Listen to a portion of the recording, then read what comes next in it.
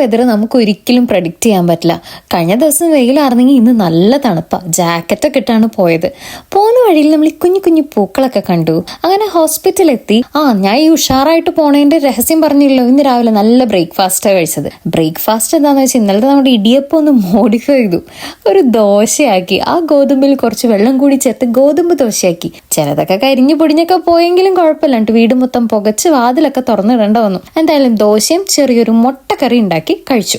ഇത് തന്നെയാണ് ലഞ്ചിനും കൊണ്ടുപോയത്. ലഞ്ച് കഴിച്ചിട്ട് ഞാനും അനു ചേച്ചിയും കൂടി ചുമ്മാ നടക്കാൻ ഇറങ്ങി. നല്ല തണുപ്പ്. അപ്പൊ ഒരു കോഫി കുടിക്കാന്നും പറഞ്ഞ് ഞങ്ങൾ അവിടെ M&Sലേക്ക് പോയി. അവിടെ ചെന്നപ്പോ അനു ചേച്ചി ഹോട്ട് ചോക്ലേറ്റും ക്യാപ്പുച്ചിനോയും എടുത്തു. രണ്ടാളും കോഫി ആയിട്ട് പിന്നെ പുറത്തേക്ക് ഇറങ്ങി. അവിടെ നമ്മുടെ ലേക്കിന്റെ അടുത്ത് കുറച്ച് ബെഞ്ചസ് ഉണ്ട്. അവിടെ നല്ലൊരു ഗാർഡൻ ഉണ്ട്. അവിടെ പോയിരുന്നു.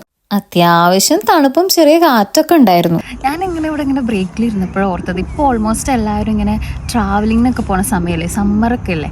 അപ്പോൾ നിങ്ങളൊരു കാര്യം ശ്രദ്ധിക്കേണ്ടത്, ഞാൻ ന്യൂസ് നോക്കിയപ്പോൾ കണ്ടത് June 1 വരെയാണ് നമ്മുടെ ഈ BRP വെച്ചിട്ട് നമുക്ക് ട്രാവൽ ചെയ്യാനും അത് ഡോക്യുമെൻറ്റേഷനൊക്കെ യൂസ് ചെയ്യാൻ പറ്റുള്ളൂ.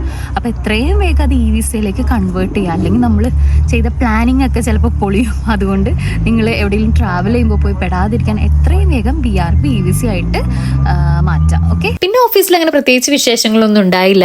വീടെത്തി നല്ല വിശപ്പ്. കുറച്ച് ഫ്രഞ്ച് ഫ്രൈസ് ഉണ്ടാക്കി കഴിച്ചു. ഇതൊക്കെ തന്നെ ഇന്നത്തെ വിശേഷങ്ങൾ. എല്ലാവർക്കും പുതിയ ദിവസം പുതിയ പ്രതീക്ഷകൾ.